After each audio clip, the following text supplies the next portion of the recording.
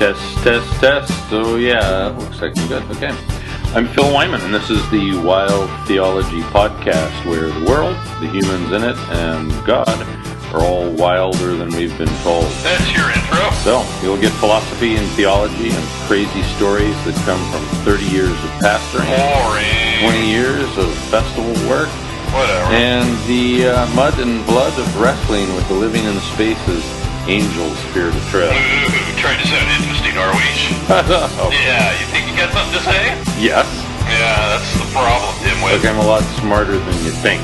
Yeah, you tightened your shoes this morning. Whatever.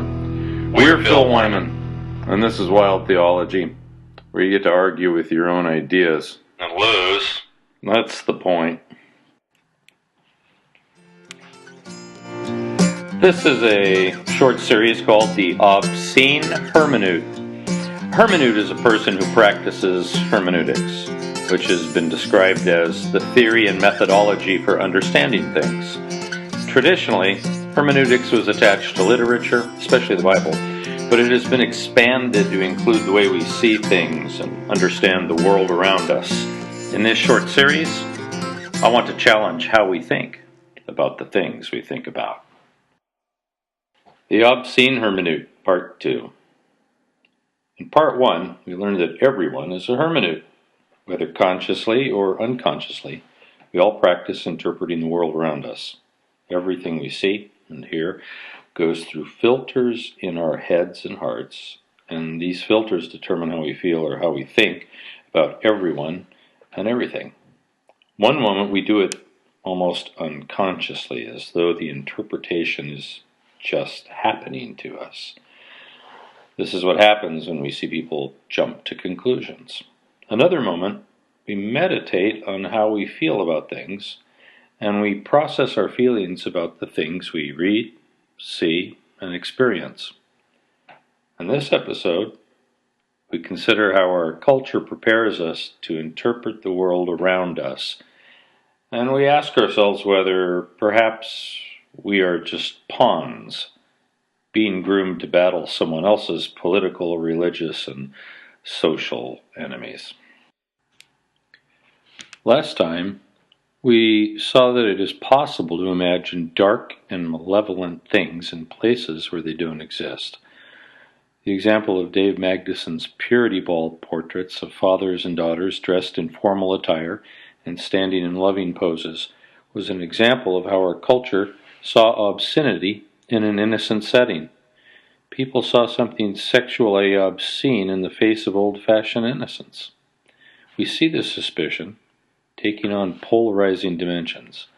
LGBT issues against evangelicalism, Muslim immigrants against Middle America, Republicans against Democrats. The party lines are so divisive that we find people become surprised to learn that someone they've just met comes from the other side of the aisle. They believe something different that they disagree with. Somehow we appear to be preconditioned to think the worst about people who think or live differently than ourselves. And consequently, our world is becoming more and more polarized. It's as though we are seeing ghosts or expecting monsters under the bed. We seem to be pitted against our neighbors even before we meet them. How is this happening to us? First, let's look at a couple stories to highlight this problem. It was October 2005, and 4 of us from our small church in Salem, Massachusetts, sat in front of 13 local denominational leaders. We'd been called to the meeting because I was being accused of being aberrant, heretical. The reason for this accusation was that our church had developed friendly relationships with a subculture religious group in our little city of Salem. We were friends with the witches of Salem. And for 3.5 hours we were grilled about how it was possible that we could be friends with witches. Well, we live in a city with 14 witchcraft shops and thousands of people who self-identify as neo-pagans or witches. They were our neighbors, and we thought the injunction to love your neighbor was a sufficient enough reason. But apparently people who call themselves witches didn't apply. And later we would be excommunicated from the denomination. The second story is a little less dramatic, and it is something that most of us probably see every day on social media. Two people. One is fairly conservative, but considers himself unaffiliated with any political party. Yet in discussions with progressives, he insists that if you were progressive, you were supporting eugenics and an insidious racism that seeks to diminish the population of minority groups. His personal studies on the history of the progressive movement led him to believe that this was a core value of progressivism, and it was therefore something today's progressives still supported. If you challenged him on the assumption, he got belligerent. He is correct that this was a core value of some of the early people calling themselves progressives in the 19th century. But was he correct about all of the people calling themselves progressives today? Second person, former conservative who now is progressive. She regularly posts thoughts about Republicans, their statements about not caring for the poor and being in favor of greed, not caring about people who are victims of gun violence, but more concerned that they won't be able to conceal and carry their own weapons, wanting tax breaks at the expense of people suffering and dying without proper health care support. Typically, the statements are broad and sound like they're aimed at all Republicans. Calling out all Republicans is justified because the issues are so critical. Is it justifiable to exaggerate and lump all conservative voters into one category of heartless selfishness because the season demands it? Both these stories illustrate impossible distances between disparate groups of people. In the first story, evangelical Christians could not fathom the idea that other evangelicals could be friends with someone who called themselves a witch. Witches were notoriously anti-Christian and evil, at least according to the urban myths provoked by Hollywood and certain sensationalist evangelists. In the second story, the polarization of politics in America is highlighted. People from different parties don't seem to be able to communicate with one another in a non-polarized manner, and consequently aren't even talking to one another. They're just shouting into the air. Over the last year, I've seen a number of my Facebook friends make political comments about Trump versus Hillary, Black Lives Matter versus All Lives Matter, bans on Muslim immigration, or the recent tax bill passed in Congress. The posts read something like this: "If you supported this in any way whatsoever, please unfriend me now." These posts come from both right and the left. For decades, religion has been seen as a topic with the same polarizing tension. Christian evangelicals are perceived as those who speak, as the veteran artist Ty from Burning Man described it to me, in single declarative sentences. Typically, it's always the other guy who is unreasonable and will not listen. Of course, we have to ask, if we find ourselves saying that the other person will not listen to reason, could it be because we're doing all the talking and none of the listening ourselves?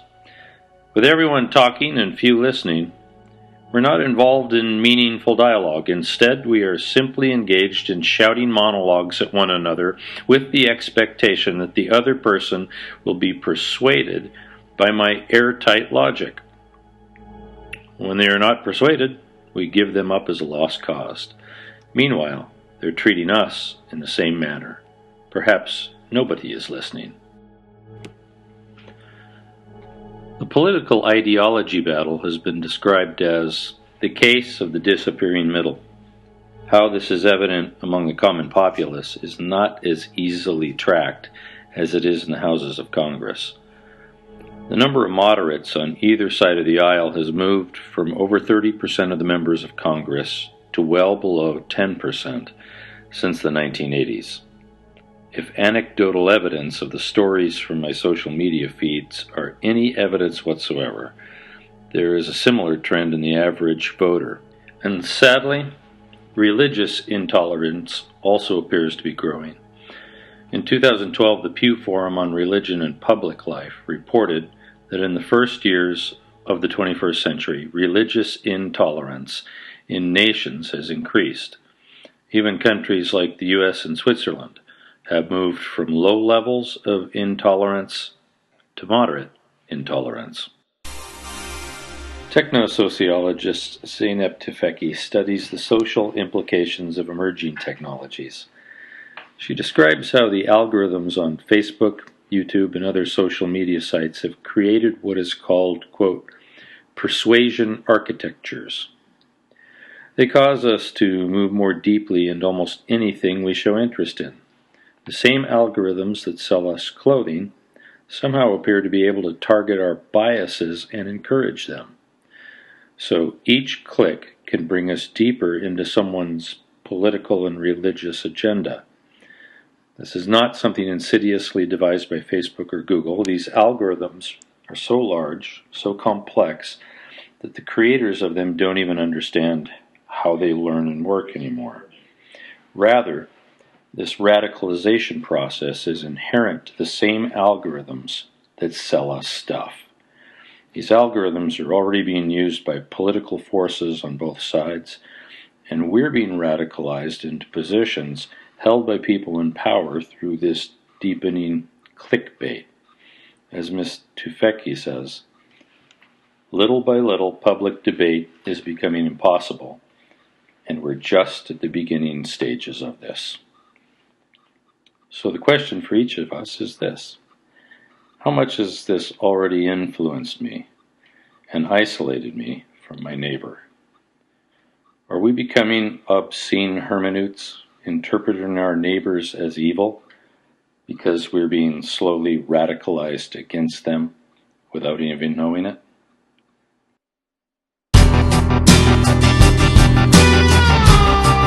This has been the Wild Theology Podcast, and I'm Phil Wyman. You're not going to include me, huh? No, you'll just argue with me. Clearly you're biased against me. Time you got off Facebook. Shut up. Somebody's going to call you out. The silly finger-picking guitar was me. It was hastily recorded on my iPhone. Yeah, but there was some cool ambient music by a pro. That was Exaltation 1 by David Gerard. You can find his ambient music at ambientism.bandcamp.com. Sorry, tortured you for the last 12 minutes. Come on, you know that was pretty good. Yeah, you're just the byproduct of an algorithm.